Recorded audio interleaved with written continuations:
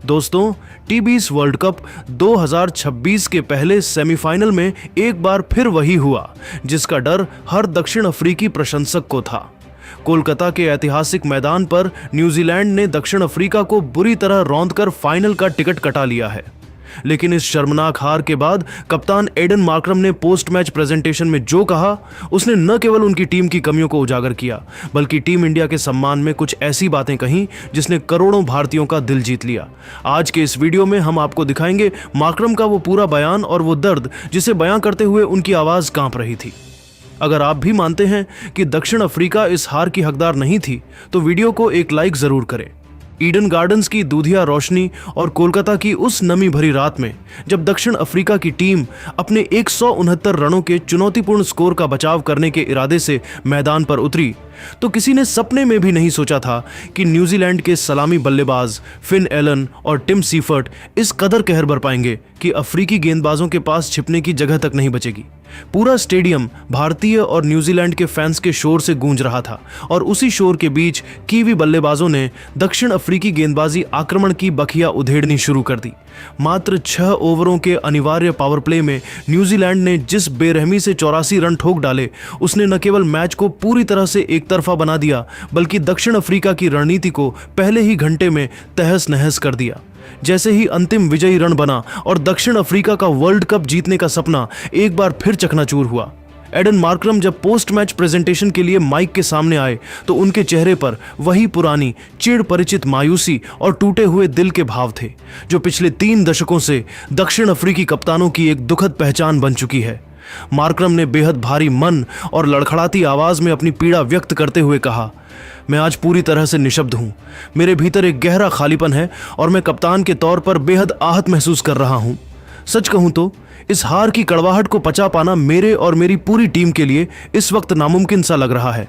बल्लेबाजी के दौरान हमारे मध्यक्रम ने, विशेषकर युवा डेवॉल्ट ब्रेविस और ट्रिस्टन स्टब्स ने कुछ शानदार शॉट्स खेलकर हमें सम्मानजनक स्थिति तक पहुंचाने की कोशिश जरूर की, लेकिन ईडन गार्डन्स की इस सपाट और खूबसूरत बैटिंग पिच पर 169 रनों का स्कोर किसी भी दृष्टिकोण से पर्याप्त नहीं था।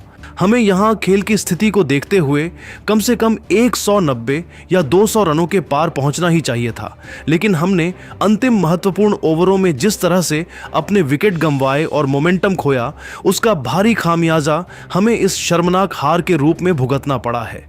मार्करम ने अपनी गेंदबाजी यूनिट की रणनीतिक विफलता और मैदान पर उनके मानसिक समर्पण पर कड़ा प्रहार करते हुए अपनी बेबसी को शब्दों में ढालकर आगे गहरा विश्लेषण किया। उन्होंने भारी आवाज में कहा, कड़वी हकीकत तो यह है कि इस हाई वोल्टेज सेमीफाइनल का फैसला तो खेल की पहली गेंद से ही तय होने लगा था और पहले 6 ओवरों के खत्म होते होते पूरी तरह हो चुका था। न्यूजीलैंड के सलामी बल्लेबाजों ने जिस अकल्पनीय आक्रामक अंदाज, निडर सोच और पूरी तरह से बेखौफ मानसिकता के साथ हमारे मुख्य स्ट्राइक गेंदबाजों पर सीधा हमला बोला, उसने हमारे पूरे डिफेंस को तहस नहस कर दिया। उस भीषण प्रहार के सामने हमारे अनुभवी और दिग्गज गेंदबाज अपनी लाइन, लेंथ और प्री मैच योजना को पूरी तरह से भूल गए। वे दबाव में इस कदर बिखर गए कि उनकी गेंदबाजी पूरी तरह दिशाहीन हो गई और कीवी बल्लेबाजों ने उस कमजोरी का भरपूर और बेरहम फायदा उठाया। दोस्तों, आप खुद सोचिए, जब आप वर्ल्ड कप सेमीफाइनल जैसे करो या मरो वाले दबावपूर्ण मैच के पावर प्ले में ही 84 रन लुटा देते हैं तो वहां से वापसी करने का कोई भी तकनीकी, रणनीतिक या मनोवैज्ञानिक रास्ता शेष नहीं रह जाता। हमारे पास कागिसो रबाड़ा की रफ्तार और लुंगी एनगिडी जैसी दुनिया के सबसे घातक और विश्व स्तरीय तेज गेंदबाज मौजूद थे जिन पर हमें गर्व था, लेकिन आज के इस निर्णायक दिन पर उनकी गेंदबाजी में न तो वो पुराना पैनापन दिखा, न वो धार नजर आई और न ही वो अनुशासन दिखा जिसकी इस स्तर के बड़े मुकाबले में सबसे सख्त जरूरत थी।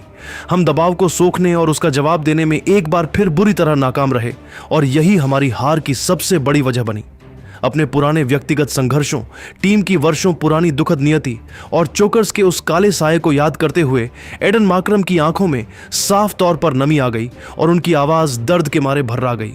उन्होंने एक गहरे मानसिक घाव और पीड़ा के साथ आगे कहा, अगर हम पीछे मुड़कर इस पूरे टूर्नामेंट के अपने शानदार सफर पर नजर डालें तो हमने किसी अजेय योद्धा की तरह क्रिकेट के हर विभाग में अपना दबदबा बनाया था। हमने लीग स्टेज के पहले मैच से लेकर सुपर 8 के आखिरी मुकाबले तक एक भी मैच नहीं हारा था। हमने हर छोटी बड़ी टीम को मैदान पर डोमिनेट किया और उन्हें बहुत बुरी तरह कुचला था। हम एक ऐसी लय में थे जहां हमें रोकना नामुमकिन लग रहा था। लेकिन शायद इसी को क्रिकेट की क्रूरता कहते हैं कि जब हमें इस टूर्नामेंट की पहली हार का स्वाद चखना मिला तो वो सीधे इस नॉकआउट सेमीफाइनल में मिला। एक ऐसी निर्दयी जगह जहां हारने का मतलब सिर्फ एक मैच हारना या अंक गंवाना नहीं था, बल्कि उस सुनहरे वर्ल्ड कप की ट्रॉफी को जीतने के सपने को हमेशा हमेशा के लिए गंवा देना था, जिसे हम, हमारे खिलाड़ी और हमारा पूरा दक्षिण अफ्रीकी देश बरसों से अपनी आंखों में संजोए बैठे थे। हमें उम्मीद थी कि इस बार इतिहास बदलेगा। मार्करम ने आगे सिसकते हुए कहा, मेरे जहन में अभी भी पिछले T20 वर्ल्ड कप 2024 की वो धुंधली यादें ताज़ा हैं, जब हम फाइनल के ऐतिहासिक मुकाम पर पहुंचकर ट्रॉफी के बेहद करीब पहुंच गए थे, लेकिन अंतिम पलों में उसे चूमने से चूक गए थे। आज फिर से हम इतिहास की उन कड़वी यादों को मिटाने और एक नया स्वर्णिम अध्याय लिखने की दहलीज पर खड़े थे, लेकिन एक बार फिर हम अपनी ही गलतियों और घबराहट की वजह से बुरी तरह चूक गए।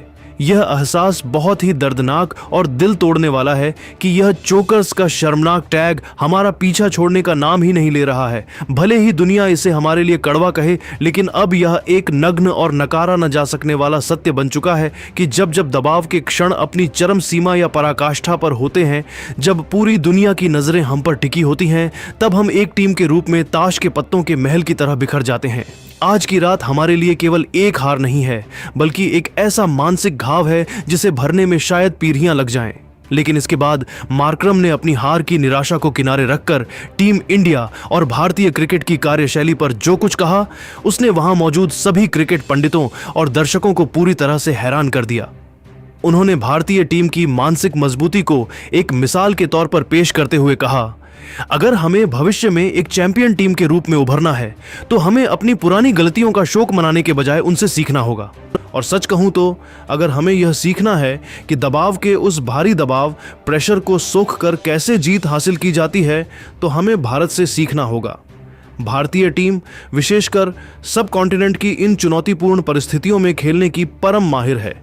उनके पास वो रणनीतिक समझ है जिससे वे जानते हैं कि कब उन्हें विपक्षी टीम पर प्रचंड प्रहार करना है और कब संयम बरतकर खेल को कंट्रोल करना है। एशियाई पिचों और ऐसे हाई वोल्टेज माहौल में टीम इंडिया दुनिया की किसी भी अन्य टीम की तुलना में कई गुना ज्यादा बेहतर, संतुलित और घातक नजर आती है।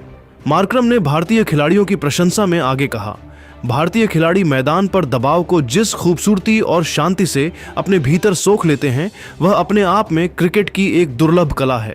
चाहे स्थिति कितनी भी विकट क्यों न हो, वे पैनिक नहीं करते। उनके पास दबाव में निखरने की वो अद्भुत क्षमता है जो शायद हम दक्षिण अफ्रीकी खिलाड़ियों में अभी तक पूरी तरह विकसित नहीं हो पाई है। हमें एक क्रिकेटिंग नेशन के रूप में भारत से जितना हो सके उतना सीखने की जरूरत है, चाहे वो स्पिन को खेलने का तरीका हो या फिर अंतिम ओवरों में अपनी नर्व्स पर काबू पाने का कौशल। भारत ने आज के आधुनिक T20 क्रिकेट के स्तर को बहुत ऊंचा कर दिया है और उनकी ये खूबी उन्हें सबसे अलग बनाती है। अंत में अपनी बात को समाप्त करने से पहले मार्करम ने एक ऐसी सनसनीखेज भविष्यवाणी और उम्मीद जताई जिसने निराश हो रहे भारतीय फैंस के जोश और उत्साह को एक झटके में 7वें आसमान पर पहुंचा दिया। मार्करम ने अपनी भावनाओं पर काबू पाते हुए बहुत ही आत्मविश्वास के साथ कहा, आज भले ही दक्षिण अफ्रीका का इस T20 वर्ल्ड कप में सफर खत्म हो गया हो और हम अपनी गलतियों से बाहर हो गए हों, लेकिन मुझे अपने अनुभव और क्रिकेटिंग समझ पर पूरा यकीन है कि यदि भारतीय टीम कल के मुकाबले को जीतकर फाइनल में पहुंचती है तो वे अहमदाबाद के उस ऐतिहासिक नरेंद्र मोदी स्टेडियम की विशाल पिच पर न्यूजीलैंड से हमारी इस हार का सूद समेत बदला जरूर लेंगे। हम दिल से यह उम्मीद और प्रार्थना करेंगे कि इस बार भारत ही इस वर्ल्ड कप की चमचमाती ट्रॉफी को अपने नाम करे, क्योंकि पिछले एक महीने से वे जिस उच्च स्तर का निडर और बेखौफ क्रिकेट खेल रहे हैं, वे ही इस खिताब के असली और सबसे बड़े हकदार हैं। न्यूजीलैंड ने आज भले ही हमें हराकर बाहर का रास्ता दिखाया हो, लेकिन अहमदाबाद के उस 1.30 लाख की क्षमता वाले विशाल मैदान पर नीले समंदर जैसे फैंस के बीच टीम इंडिया का सामना करना ब्लैक कैप्स के लिए एक पूरी तरह से अलग और भयावह चुनौती होने वाली है। वहां की परिस्थितियां और दबाव भारत को अजेय बना देते हैं। दोस्तों, एडन मार्करम का यह भावुक और निष्पक्ष बयान न केवल उनकी अपनी हार की गहरी बेबसी को दर्शाता है, बल्कि भारतीय क्रिकेट की बढ़ती ताकत और वैश्विक स्तर पर उसके प्रति अटूट सम्मान को भी पूरी तरह स्पष्ट करता है। ये वाकई में दिल तोड़ने वाला है कि दक्षिण अफ्रीका की एक और गोल्डन जनरेशन एक बार फिर सेमीफाइनल की उस मानसिक बाधा को पार करने में पूरी तरह नाकाम रही और चोकर्स का दाग धोने का मौका गंवा दिया। लेकिन मार्करम के इन गौरवशाली शब्दों ने यह साबित कर दिया कि वे हारने के बावजूद एक महान खेल भावना वाले और दूरदर्शी कप्तान हैं, जो विपक्षी टीम की श्रेष्ठता को खुले दिल से स्वीकार करना जानते हैं। मार्करम के इस बयान ने अब पूरे भारत और न्यूजीलैंड के बीच होने वाले संभावित फाइनल की नींव रख दी है। अब हर भारतीय क्रिकेट प्रेमी की नजरें सिर्फ अहमदाबाद पर टिकी हैं।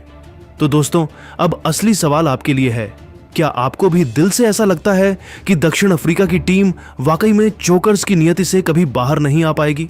क्या यह सिर्फ किस्मत का खेल है या फिर बड़े मैचों में नसों पर काबू न पाने की कमजोरी? और सबसे महत्वपूर्ण बात, क्या आपको लगता है कि टीम इंडिया वाकई में अहमदाबाद के उस विशाल और भव्य मैदान पर न्यूजीलैंड को धूल चटाकर एडन मार्करम की इस भविष्यवाणी को सच साबित कर पाएगी और 2023 का वो हिसाब बराबर करेगी? अपनी कीमती, बेबाक और जज्बाती राय नीचे कमेंट बॉक्स में जस्टिस फॉर SA और इंडिया फॉर ट्रॉफी लिखकर हमारे साथ जरूर साझा करें। आपकी हर एक टिप्पणी हमारे लिए महत्वपूर्ण है।